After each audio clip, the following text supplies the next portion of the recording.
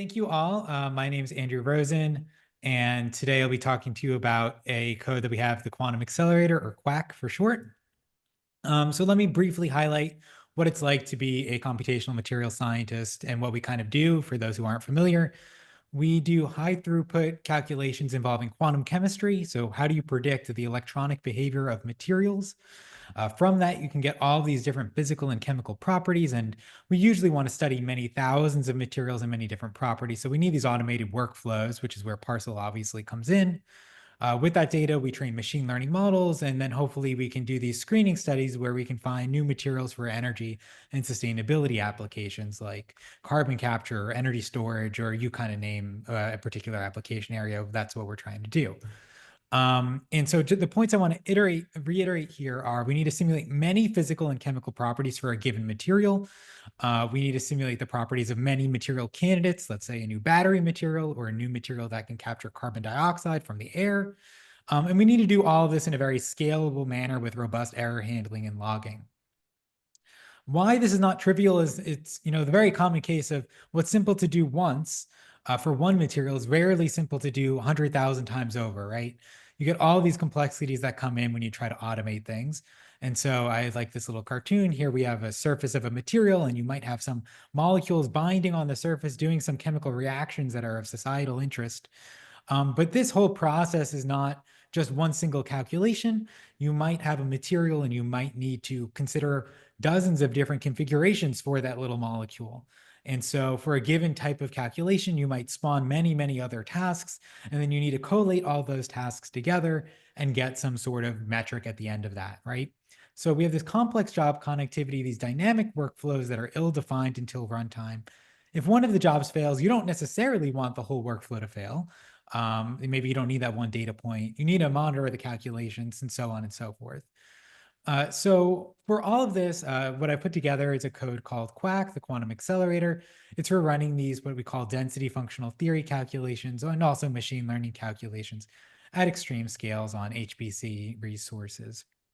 So we have these reproducible and modular workflows that both experts and non-experts can effectively import and then run as is, which is really great because if you don't know how to calculate a certain material property, but your colleague does, they may be able to contribute to this repo, and you could then leverage that resource as well.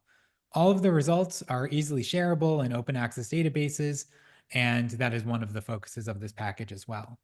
So I'll talk a little bit about the Parsl components, but before I do, I want to emphasize that this code itself is not necessarily running directly these quantum chemistry codes. It's indirectly, this is a Python wrapper around a variety of different underlying codes.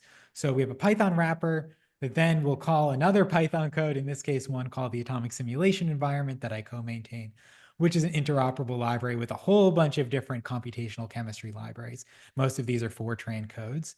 And so we have some kind of multi-layer process going on with all these sub-process calls. But ultimately, at the end of the day, we're running one of these underlying computational chemistry libraries. I'll also mention that you might think that this is going to be very difficult to test, and that it is, but all of these interfaces are regularly tested in production with the workflow codes, including Parsl, on our HPC resources with each pull request to make sure things don't actually break. So yeah, obviously Parsl is really huge for this. I also want to highlight why it's huge, but also what design decisions we had to consider with this code. And so when we consider Parsl, right, if we want to have an addition and then a multiplication step and then output, we all know that we're going to just tag some function with a decorator and call it Python app, right? So we'll add some numbers, then multiply them together, and we have some result. As it turns out, over the last several years, right, there's been too many other workflow libraries that have been made of various shapes and sizes, but many of them have converged to this similar syntactical style of decorating these functions with some sort of decorator that is roughly similar to a Python app. And because there's never really a one-size-fits-all solution, as much as I love Parsl and you all love Parsl, some users may prefer something else. So we've designed quacc to be independent of, let's say, one single workflow tooling. You could either use no workflow tool or have interfaces to several. And while we're not fully interoperable with every workflow tool out there, we do cover several. But as it turns out, Parsl is the workflow engine of choice for most new users. Thank you. It's the most common workflow tool for most new users, in part because of its ease of setup. You don't have to really do all that much, pip install and away you go, but especially the pilot job model for these MPI tasks. So if I want to have a Slurm allocation where I have 1,048 nodes requested, and I have 4 node jobs within each one of those, and I want to continually pull in work, Parsl is really the only tool out there that allows for this kind of setup. So thank you all for that. I want to mention something that Ben briefly brought up in the last minute or so that I have, which is that contributors to quacc are typically domain experts and not programmers.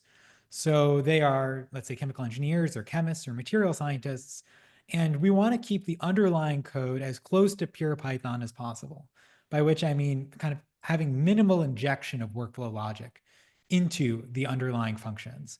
It's both so that users can write these efficiently and also so we can have that interoperability that I was mentioning before. So quacc is shipped, I should mention, as a workflow library where you can import these functions. It's not really about scripting where you're trying to come up with your own kind of half-baked thing that hopefully will work and you don't need to share it around.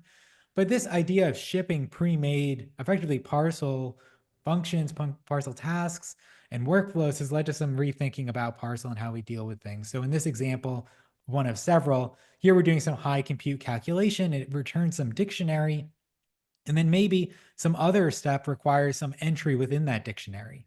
So here you have some app future, and then you're going to query it. And that would normally cause a problem.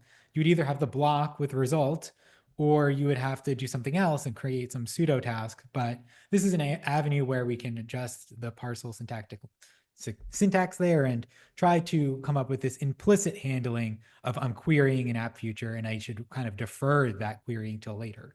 This is just one example. So with that, I want to say thank you to all the collaborators who worked on this project with me and continue to work on it. Thank you to Ben, and also thanks to the folks down here who helped a lot.